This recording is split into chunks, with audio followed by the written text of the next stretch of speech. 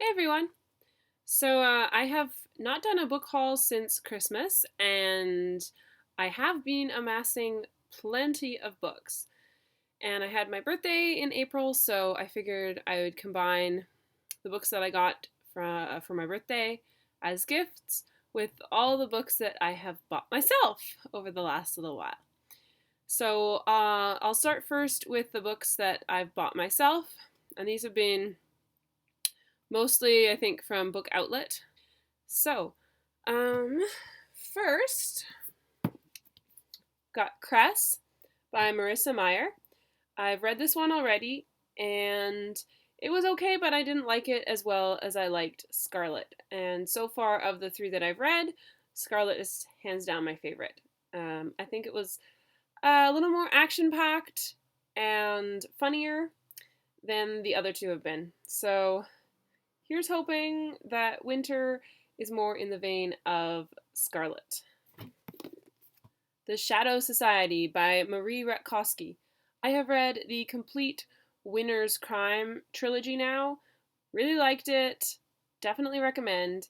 And so I figured I would check out something else that Marie Rutkowski has written. Sophomore Year is Greek to Me by Meredith Zeitlin.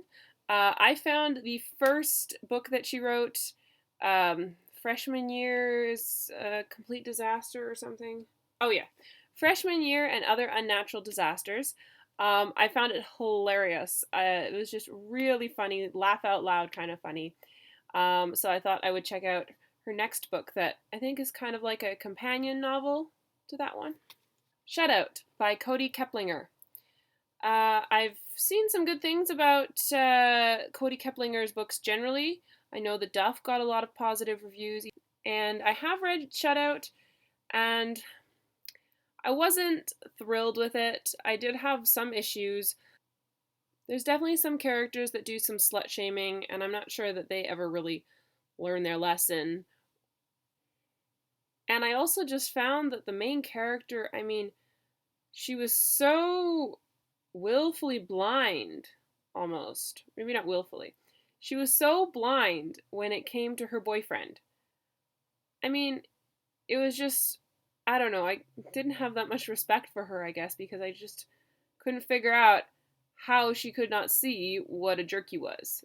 And then the way, like, her ethics, I just didn't have that much respect for her ethics either, because she was all concerned about the hazing that's going on, but she's only really concerned about the fact that her boyfriend's taking part in it and she doesn't want him to take part in it, but it seemed kind of like, oh, well, whatever, if it happens, it happens, just don't be involved, sort of thing. Which is not a very responsible attitude. So, yeah, not that impressed. Didn't like the main character that much.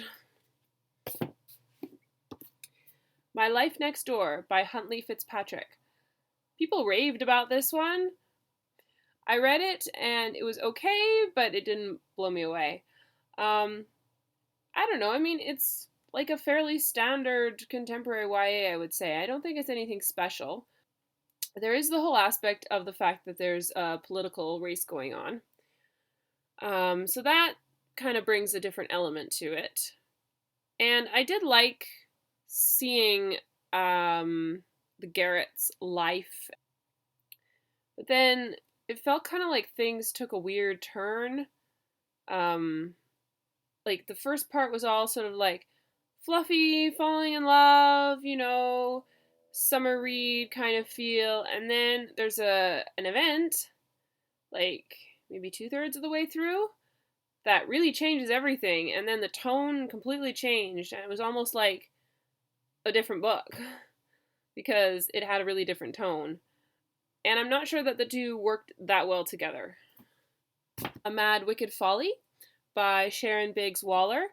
I started to read this one in the bookstore years ago, and I read the first little bit, and I was interested, but obviously I was in the bookstore, and I wasn't willing to part with my money for it right there when I could get it for a good deal on Book Outlet years later, which I did.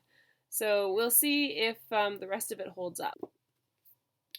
Gretel and the Dark by Eliza Granville. This is an adult historical novel. is set both in, I think, 1899 in Vienna and then in Nazi Germany.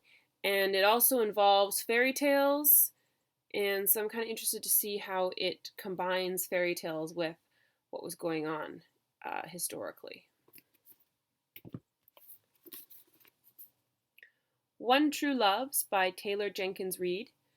I've seen really good things about her novels generally, and I've wanted to read maybe in Another Life, but this happened to be the one that I saw on Book Outlet that was available for a good deal at the time. So I thought, hey, this one sounds like it's kind of an interesting premise too. Why don't I check it out? This is about this woman who, in her 20s, she married her high school sweetheart, and then on their first wedding anniversary, he goes missing. He's on assignment in the Aleutian Islands, and his helicopter goes missing. So she moves home. She tries to put her life back together. Then in her 30s, she runs into this old friend, and she finds herself falling in love again, and they get engaged. And then they find her husband.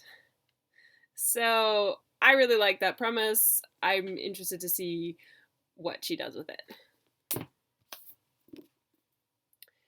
Maid of Deception by Jennifer McGowan.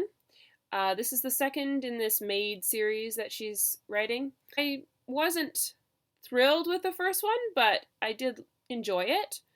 And I'm kind of interested to see where the story goes. And I might like one of the other protagonists more because each book focuses on a different one of the maids. The Girls at the Kingfisher Club by Genevieve Valentine. I've had my eye on this one for a while. I know it's got kind of mixed reviews, but it is a fairy tale retelling of the 12 Dancing Princesses set in the 1920s. So that sounds pretty cool. And I love this cover, I have to say. I mean, part of the appeal was the cover. There is another version of this book with what I think is an absolutely appalling cover, so I had to hold out for this one, and it's gorgeous. The Good Sister by Jamie Kane.